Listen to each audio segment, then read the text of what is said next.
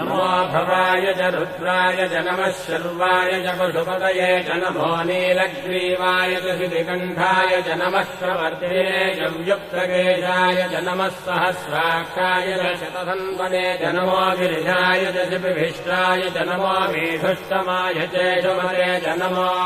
ह्रस्वाय च वामनाय च नमो बृहते च वर्षीयते च नमो वृद्धाय च संवृद्धने च नमो अग्र्याय च प्रथमाय च नमः आशवे चाजिराय च नमः शीघ्रियाय च शीघ्राय च नमः ऊन्याय चावस्रण्याय च नमः स्रोतस्याय च दीप्याय च नमो